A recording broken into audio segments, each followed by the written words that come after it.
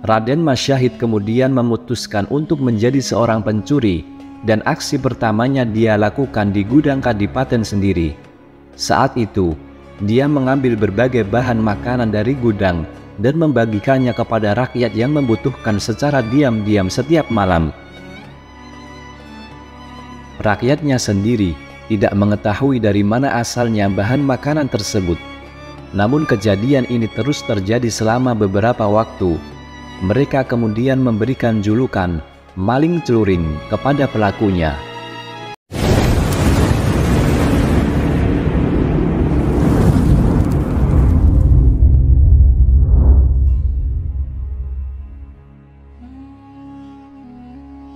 Assalamualaikum warahmatullahi wabarakatuh. Sahabat Kalam Karamah yang dirahmati Allah. Pada video kali ini, kita akan membahas kisah dakwah dan karamah seorang wali Allah yang mempunyai jasa besar dalam penyebaran agama Islam di Nusantara. Beliau adalah Sunan Kalijaga. Keberadaan agama Islam di Indonesia tidak bisa dilepaskan dari kebaikan dan ajaran 9 tokoh pilihan yang dikenal dengan sebutan Wali Songo. Mereka mengajarkan ajaran Islam kepada masyarakat Indonesia di berbagai daerah melalui berbagai cara. Salah satu anggota Wali Songo yang berjasa menyebarkan ajaran Islam tersebut adalah Sunan Kalijaga. Sampai saat ini, beliau masih dihormati oleh umat Islam di Indonesia, khususnya di tanah Jawa. Sepanjang hidupnya, Sunan Kalijaga pernah berperan di pemerintahan dan juga kerajaan, dan menjadi sosok yang disegani oleh masyarakat muslim maupun non-muslim. Sunan Kalijaga terkenal dengan cara berdakwah yang menghormati tradisi dan budaya masyarakat Jawa. Beliau memasukkan nilai-nilai Islam ke dalam budaya yang dipegang kuat oleh masyarakat Jawa, sehingga ajaran Islam bisa diterima secara baik. Beberapa peninggalan Sunan Kalijaga yang masih bisa kita temukan saat ini diantaranya adalah tembang gundul-gundul pacul, seni wayang kulit, seni gamelan, seni ukir, beduk masjid, hingga sistem pemerintahan. Lantas, seperti apa sejarah Sunan Kalijaga sejak lahir hingga menyebarkan ajaran Islam di tanah Jawa? Sunan Kalijaga atau sering disebut Raden Masyahid, dalam beberapa literatur disebut Raden Mas Said, adalah salah satu wali songo yang berpengaruh besar pada penyebaran serta perkembangan agama Islam di Indonesia. Sunan Kalijaga lahir pada tahun 1450 Masehi dari pasangan bangsawan Tuban, yaitu Tumenggung Wilatikta atau Bupati Tuban saat itu, dan Dewi Nawangrum. Karena darah bangsawan miliknya, Sunan Kalijaga kecil diberi gelar sebagai Raden Masyahid. Terkait silsilah Sunan Kalijaga, sampai sekarang masih ada perbedaan pendapat. Pendapat pertama menyatakan bahwa Sunan Kalijaga adalah seorang wali songo keturunan Tiongkok dengan nama asli Oe Samit. Keturunan ini didapatkan dari ayahnya, Wilatikta, yang merupakan keturunan Oe Tikto. Pendapat kedua mempercayai bahwa Sunan Kalijaga merupakan keturunan Arab, yaitu Qadhi Zaka. Dalam literatur dan babat Tuban dikatakan bahwa Sunan Kalijaga adalah keturunan ke-24 Nabi Muhammad SAW. Terlepas dari silsilahnya, Sunan Kalijaga diketahui lahir ketika masa kejayaan Kerajaan Majapahit sedang berada di ujung tanduk. Rakyat hidup dalam kesengsaraan setiap hari karena penguasa Majapahit mewajibkan rakyat membayar upeti sangat tinggi. Saat menginjak masa muda, Raden Masyahid mulai prihatin dengan kehidupan masyarakat di sekitar tempat tinggalnya. Dia mendengar langsung tangisan bocah yang kelaparan dan meminta makan pada orang tuanya. Dia juga menyaksikan dengan mata kepala sendiri ketidakmampuan para orang tua untuk mengatasi rasa lapar anak-anak mereka. Raden Masyahid memang tidak merasakan langsung penderitaan tersebut karena dia merupakan putra seorang adipati. Namun dia tidak bisa tidak mengacuhkan kesengsaraan rakyatnya sendiri. Langkah pertama yang dia lakukan untuk membantu rakyatnya adalah berbicara pada ayahnya secara langsung. Sayangnya, dia tidak mendapatkan jawaban yang memuaskan. Setelah itu, Raden Masyahid menyadari bahwa seorang adipati seperti ayahnya tidak mempunyai kekuatan untuk mengatur upeti. Satu-satunya orang yang dapat mengatur upeti adalah Sang Maharaja yang berkuasa. Sementara itu, rakyat tidak punya pilihan lain selain membayar atau menerima hukuman. Raden Masyahid kemudian memutuskan untuk menjadi seorang pencuri, dan aksi pertamanya dia lakukan di gudang kadipaten sendiri. Saat itu, dia mengambil berbagai bahan makanan dari gudang dan membagikannya kepada rakyat yang membutuhkan secara diam-diam setiap malam. Rakyatnya sendiri tidak mengetahui dari mana asalnya bahan makanan tersebut. Namun kejadian ini terus terjadi selama beberapa waktu. Mereka kemudian memberikan julukan maling celuring kepada pelakunya. Maling celuring sendiri berarti seorang pencuri yang mencuri bukan untuk dirinya sendiri, melainkan untuk dibagikan kepada orang-orang miskin yang membutuhkan. Aksi Raden Masyahid berjalan mulus pada awalnya, tetapi sepandai-pandainya tupai melompat, pasti juga jatuh. Tanpa dia sadari, penjaga kadipaten mulai mencurigai gerak-geriknya. Pada akhirnya, mereka berhasil menangkap basah Raden Masyahid ketika melancarkan aksinya dan mengungkap rahasia di balik fenomena maling celuring yang ramai dibicarakan oleh masyarakat. Mengetahui perbuatan anaknya, Wilatikta marah besar, lalu mengusir Raden Masyahid dari istana kadipaten sebagai hukumannya. Sebaliknya, Raden Syahid tidak merasa gentar setelah mendapatkan hukuman. Dia masih tetap melaksanakan aksinya sebagai seorang maling, bahkan bukan hanya mencuri, namun juga merampok serta membegal semua orang kaya yang tinggal di wilayah Kadipaten Tuban. Raden Masyahid tetap berpegang teguh pada tujuan utamanya untuk membantu rakyat yang hidup sengsara, meskipun dia harus menempuh jalan yang salah. Bagi masyarakat, dia adalah seorang pahlawan. Sementara itu, bagi kaum bangsawan, Raden Masyahid adalah ancaman nyata yang membuat tidur mereka tidak pernah nyenyak. Orang yang paling dulu kena imbas dari perilaku Raden Masyahid adalah ayahnya sendiri. Hampir setiap hari, ada kaum bangsawan yang protes kepadanya karena harta mereka hilang tanpa sisa. Wilatikta yang murka kemudian memerintahkan penjaga kadipaten untuk menangkap anaknya sekali lagi. Setelah berhasil ditangkap, Raden Masyahid diberi hukuman untuk keluar dari wilayah Kadipaten Tuban. Meski begitu, hukuman yang kedua ini tidak mengubah pendirian Raden Masyahid sedikitpun. Raden Masyahid terus berjalan mengikuti arah langkah kakinya hingga dia sampai di hutan Jatiwangi, kawasan Lasem, Rembang, Jawa Tengah.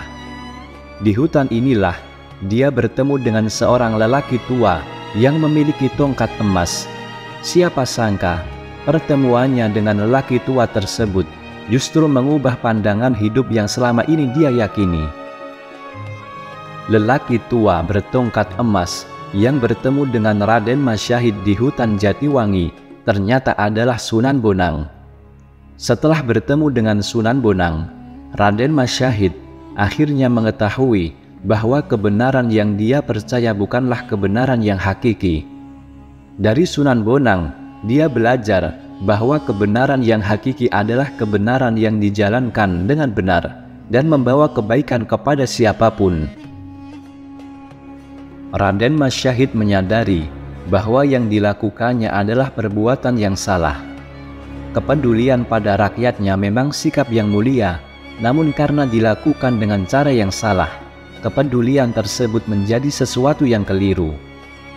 Setelah melihat kedalaman ilmu agama dan kearifan Sunan Bonang, muncul keinginan dalam diri Raden Mas Syahid untuk berguru kepadanya.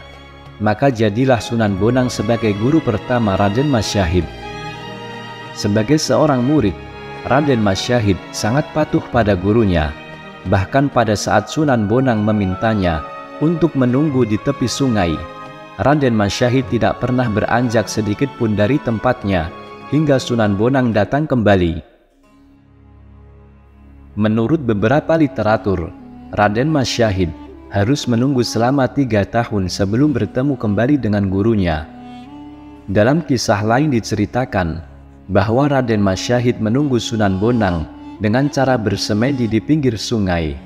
Saking khusyuk dan lamanya dia bersemedi, tubuh Raden Mas Syahid tertutup oleh tumbuhan merambat dan semak belukar di sepanjang pinggiran sungai. Ketika Sunan Bonang kembali, beliau awalnya kesulitan mencari muridnya.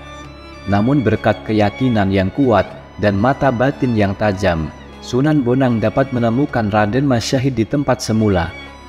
Setelah itu, Sunan Bonang mulai mengajarkan ilmu-ilmu agama dan spiritual pada Raden Mas Syahid. Sebagai murid-murid yang taat dan selalu belajar dengan sungguh-sungguh, semua ilmu yang diajarkan oleh Sunan Bonang dapat diserap dengan baik oleh Raden Mas Syahid. Selain itu, dia juga tidak cepat merasa puas dan masih ingin mencari ilmu agama di tempat lain. Untuk memenuhi rasa penasaran muridnya, Sunan Bonang kemudian memperkenalkan Raden Mas Syahid kepada Sunan Ampel dan Sunan Giri. Saat itu, Raden Mas Syahid tak menyia-nyiakan kesempatan sama sekali. Dia menyatakan ingin berguru kepada mereka berdua. Dari 2 guru barunya, Raden Mas Syahid mendapatkan ilmu baru dan semakin mengetahui hakikat manusia kepada Sang Pencipta. Setelah itu, Raden Mas Syahid berguru hingga ke Pasai sambil menyebarkan ajaran Islam di semenanjung Malaya dan wilayah Patani di Thailand Selatan. Di wilayah tersebut, Raden Mas Syahid tidak hanya terkenal sebagai pendakwah Islam, tapi juga sebagai tabib hebat yang bisa menyembuhkan penyakit kulit yang diderita oleh Raja Patani. Berkat popularitasnya itu, Raden Syahid mendapat julukan Syekh Said atau Syekh Malaya. Setelah selesai berguru di Pasai, Raden Mas Syahid kembali ke Jawa.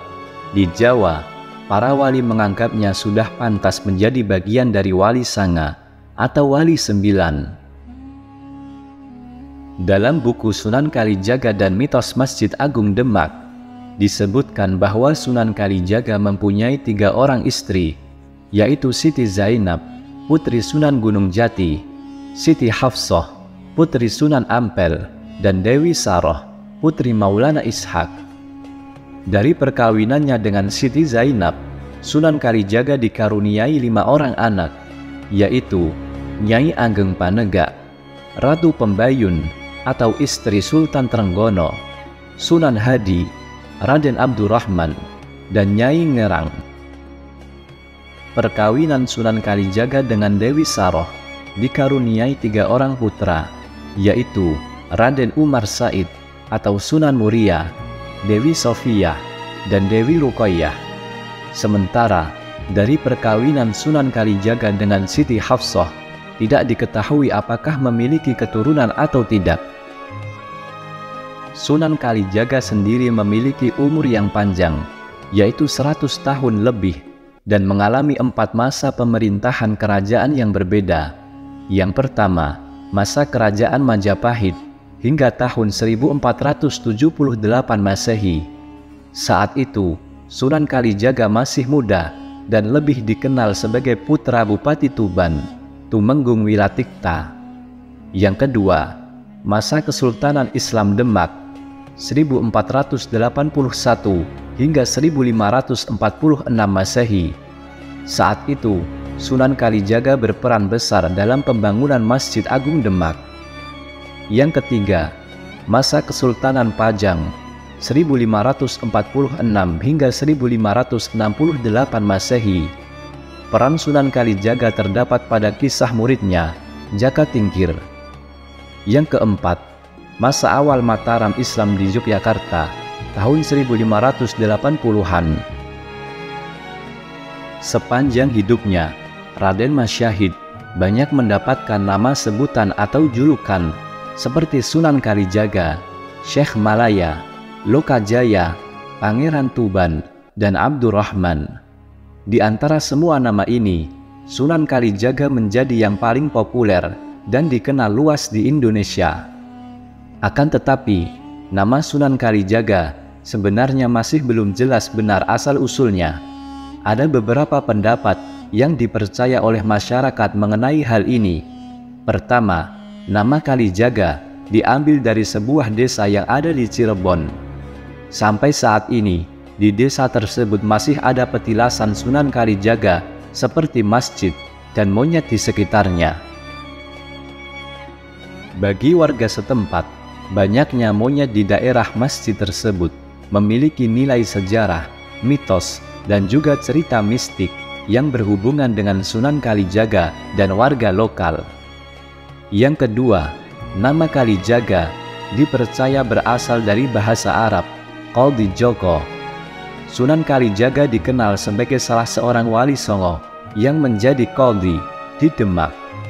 Masyarakat Jawa, khususnya Demak, saat itu menyebut Sunan Kalijaga dengan nama Qadhi Joko Said atau Qadhi Joko. Karena masyarakat Jawa belum lancar mengucapkan kata Qadhi Joko tersebut, maka yang muncul adalah Kalijogo atau Kalijaga. Ketidakfasihan masyarakat mengucapkan bahasa Arab bisa dilihat dari kata-kata lain yang berasal dari ajaran Sunan Kalijaga, seperti kalimat syahadat yang disebut dengan kalimosodo, lalu kata maulid disebut mulut, kata asyura disebut suro, dan sebagainya. Pendapat yang ketiga, bahwa nama Sunan Kalijaga berasal dari cerita pada saat Sunan Kalijaga akan menjadi murid Sunan Bonang. Dalam cerita ini, Sunan Bonang dikisahkan menancapkan tongkatnya di pinggir kali dan meminta Raden Syahid untuk menjaganya selama bertahun-tahun. Setelah itu, Raden Mas Syahid mulai dikenal dengan sebutan Joko Kali, yang akhirnya berubah menjadi Kalijogo atau Kalijaga. Semasa hidupnya, Sunan Kalijaga dikenal sebagai dalang ulung oleh masyarakat. Dia memang pintar menggabungkan ajaran Islam dengan tradisi dan budaya yang juga mengakar dalam kehidupan masyarakat Jawa saat itu. Beliau juga menggunakan pola dakwah yang sama dengan gurunya, Sunan Bonang. Pola dakwah ini menurut Jodhadi Saputra dalam buku Mengungkap Perjalanan Sunan Kalijaga cenderung sufistik berbasis salaf. Selain itu, beliau juga memanfaatkan kesenian dan budaya untuk sarana berdakwah. Metode dakwah yang dipilih Sunan Kalijaga ternyata efektif. Saat itu, banyak adipati di Jawa yang memeluk Islam dengan bimbingan dari Sunan Kalijaga, seperti Adipati Kartosura, Pandanaran, Banyumas, Kebumen, dan Pajang. Begitu juga dengan masyarakat Jawa pada umumnya. Mereka yang pada dasarnya menyukai wayang mulai tertarik dengan pertunjukan wayang yang digelar oleh Sunan Kalijaga. Apalagi Sunan Kalijaga tidak memungut biaya kepada masyarakat yang ingin menyaksikan pertunjukan wayangnya. Karena itu, semua orang bisa datang dan mendapatkan hiburan secara gratis. Sunan Kalijaga hanya meminta orang-orang yang datang untuk mengucapkan 2 kalimat syahadat, seperti ganti biaya tiket masuknya. Ini jelas lebih mudah bagi masyarakat daripada mengeluarkan uang. Akhirnya, masyarakat Jawa yang ketika itu menganut paham animisme, secara perlahan-lahan mulai menerima ajaran yang disampaikan oleh Sunan Kalijaga. Untuk memastikan masyarakat Jawa dapat menerima agama Islam secara perlahan, Sunan Kalijaga bahkan menggabungkan naskah kuno dengan ajaran Islam ketika menggelar pertunjukan wayangnya. Beberapa naskah kuno yang sering dipentaskan, diantaranya seperti Layang Kalimasada, Lakon Dewa Ruci, lakon Petruk menjadi raja, dan sebagainya. Tak hanya itu, dia juga menambahkan karakter baru seperti Bagong, Semar, Petruk, dan Gareng. Sampai saat ini, keempat karakter tersebut masih sangat populer di kalangan pecinta wayang. Sunan Kalijaga tak pernah berhenti menggabungkan tradisi dan budaya dengan ajaran Islam. Karena itu, dia memanfaatkan jenis kesenian lainnya untuk menjadi sarana berdakwah, seperti tembang, topeng, pakaian untuk pagelaran kesenian, dan yang lainnya. Beberapa tembang ciptaan Sunan Kalijaga sampai sekarang masih sering dinyanyikan oleh masyarakat Jawa, seperti tembang Lir Ilir. Dalam tembang ini, tersirat makna bahwa manusia diharapkan dapat bangkit dari kesedihan, berjuang untuk mendapatkan kebahagiaan, dan mengumpulkan amal baik sebanyak mungkin. Teman-teman sahabat Kalam Karomah, inilah pembahasan tentang sejarah Sunan Kalijaga. Semoga kita bisa mengambil manfaat dari kisah tersebut. Wallahu a'lam. Wassalamualaikum warahmatullahi wabarakatuh.